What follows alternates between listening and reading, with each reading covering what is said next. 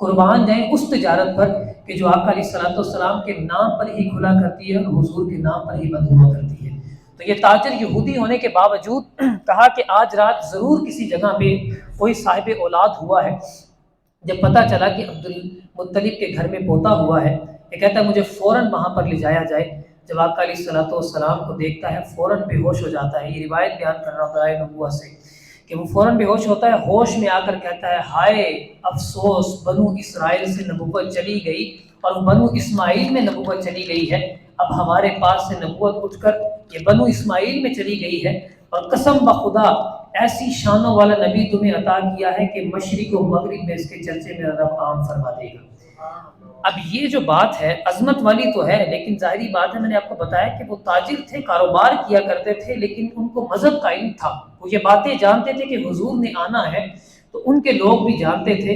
وہ تو آقا علیہ الصلوۃ والسلام کی ولادت منانے کے حوالے سے پریشان نہیں ہوا کرتے تھے۔ اے بندہ مسلمان، تو مومن گھرانے میں پیدا ہوا ہے، تو آقا علیہ الصلوۃ والسلام کا کلمہ شریف پڑھ کے پیدا ہوا ہے، تجھے میلاد کے حوالے سے کیا پریشانی ہوا کرتی ہے؟ یقیناً آقا علیہ الصلوۃ والسلام کے چرچے اگر ہم نہیں بیان کریں گے تو پھر میرا رب تعالیٰ نے ارشاد فرمایا ہے وَرَفَعْنَا لَكَ ذِكْرَكَ، اے حبیب ساری کائنات ایک طرف ہو جائے، وہ کہے کہ ہم نے آقا علیہ الصلوۃ والسلام کا تذکرہ نہیں بھی کرنا، وَرَفَعْنَا لَكَ ذِكْرَكَ، اے حبیب میں جو ہوں تیرا ذکر بلند کرنے کے لیے میں تیرے ذکر کو عام کرتا چلا جاؤں گا۔ تو یہ قرآن پاک میں رب تعالیٰ نے میلاد مصطفیٰ کے حوالے سے بیان کیا، اور اس طرح اگر آقا علیہ الصلوۃ والسلام کی زبان اقدس سے بھی دیکھا جائے تو حضور نے خود اپنی ولادت کی شان کو بیان کیا۔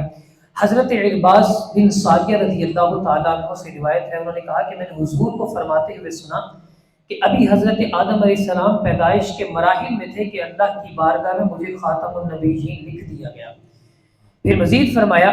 کہ میں تمہیں بتاتا ہوں کہ میری نبوت و عظمت کا اظہار کیسے شروع ہوا۔ یہ جو قرآن پاک میں رب تعالیٰ نے انبیاء علیہ الصلوۃ والسلام کو فرمایا نا وَإِذْ أَخَذَ اللَّهُ مِيثَاقَ النَّبِيِّينَ، کہ رب تعالیٰ نبیوں سے وعدہ لیا تھا کہ تم یہ بات جب بھی اپنی امت کے پاس جاؤ تو میرا حبیب آ جائے تو اس کی پیروی کرنا، تو جب بھی کسی نبی کے دور میں آقا علیہ الصلوۃ والسلام تشریف نہیں نہ لے کر آئے تو اپنی امت کو وہ بتا کر گئے کہ میرے بعد ایک نبی آنے والا ہے، اس کی پیروی ضرور کرنا۔ حضور نے خود فرمایا کہ میری نبوت و عظمت کا اظہار کیسے شروع ہوا، صحابہ میں بتاتا ہوں۔ میرے جد امجد جناب ابراہیم میرے بارے میں دعا کیا کرتے تھے کہ رب اس کو نازل فرما دے۔ قرآن پاک میں یہ بیان کیا گیا کہ جب حضرت ابراہیم علیہ السلام نے خانہ کعبہ کو تعمیر کیا، اس کو صاف ستھرا کیا، اور طواف کرنے والوں لوگوں کے لیے وہ صاف ستھرا کر کے پھر دعا کیا مانگی؟ اپنے لیے مانگی کہ مولا اب مجھے بخش دے،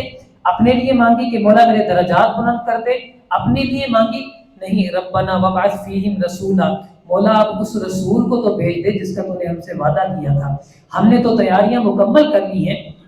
اب یہ دیکھیے کہ مسجدوں کو سجانا کہ اس بات سے بھی دلیل بنایا جا سکتا ہے کہ حضرت ابراہیم علیہ السلام نے جب خانہ کعبہ کو تعمیر کیا تو پھر یہی دعا کی کہ اللہ اس رسول کو تو بھیج دے جو اس عالم ارواح میں ہم سے وعدہ فرمایا تھا۔ حضرت عیسیٰ علیہ السلام کے والے سے حضور فرماتے ہیں کہ جو حضرت عیسیٰ نے خوشخبری سنائی تھی میں وہی ہوں۔ قرآن پاک میں ہے مبشرا برسول یأتی من بعد اسمہ احمد۔ حضرت عیسیٰ علیہ السلام نے اپنے حواریوں سے کہا کہ میں تمہیں خوشخبری سناتا ہوں ایک ایسے حبیب کی جو میرے بعد آئے گا، اس کا نام احمد ہوگا۔ یہ حضرت ابراہیم علیہ السلام کون ہے؟ وہی حضرت ابراہیم علیہ السلام ہے۔ جب آپ کو آگ میں ڈالا جاتا ہے نا تو پھر فرشتہ آتا ہے ہوا کا، وہ کہتا ہے کہ میں ہوا کے ذریعے آگ کو اڑا دوں، آپ کہتے ہیں نہیں، میرا رب مجھے دیکھ رہا ہے، جس کا کام میں کرنے والا ہوں وہی میری حفاظت فرمائے گا۔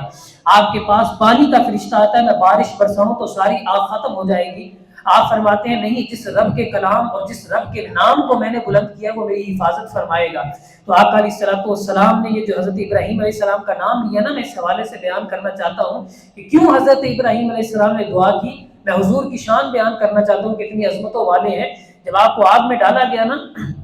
تو سب فرشتے اپنی اپنی حکمتیں جو ان کے پاس تھی وہ لے کر چلے گئے۔ پھر رب تعالیٰ نے دیکھا کہ میرا خلیل کسی سے مدد نہیں لے رہا، تو رب تعالیٰ نے آگ کو ہی حکم فرما دیا کہ اے آگ میرا خلیل آنے والا ہے، یا نار کونی بردا و سلاما،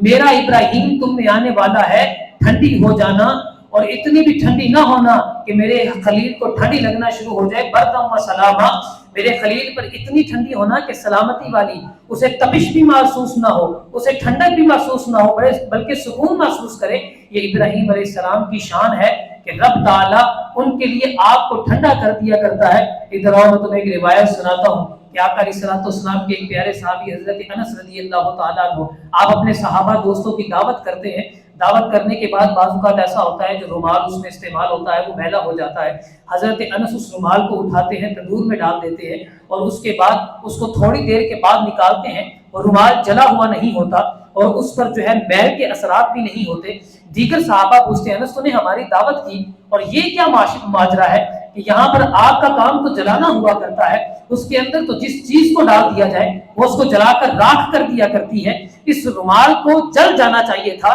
جل کر ختم ہو جانا چاہیے تھا، یہ ختم کیوں نہیں ہوئی، یہ رومال جلا کیوں نہیں؟ وہ مسکرا کر کہتے ہیں کہ جس طرح میں نے تمہاری دعوت کی، ایک دفعہ تمہارے میرے جانوں مالوں ایمانوں کے والی محمد مصطفیٰ کی بھی میں نے دعوت کی تھی، حضور صلی اللہ علیہ وسلم نے یہیں سے کھانا کھایا تھا، اس کے بعد اس رومال کو اپنے ہاتھوں سے نوازا تھا، تب سے میں نے اس کو کبھی دھویا نہیں، میں آگ میں پھینک کر اس کی میل کو صاف کر لیا کرتا ہوں، کیونکہ مجھے پتا ہے یہ آگ اس کو نہیں جلا سکتی کیونکہ ہاتھ مصطفیٰ کے لگے ہیں۔ اب یہاں پر بیان یہ کرنا ہے خلیل اللہ کی شان یہ ہوا کرتی ہے جب ان کی ذات آگ میں ہو، آگ جلایا نہیں کرتی، اور حبیب اللہ کی ذات وہ ہوا کرتی ہے کہ جس چیز کو ان سے نسبت ہو جائے آگ اس کو بھی نہیں جلایا کرتی۔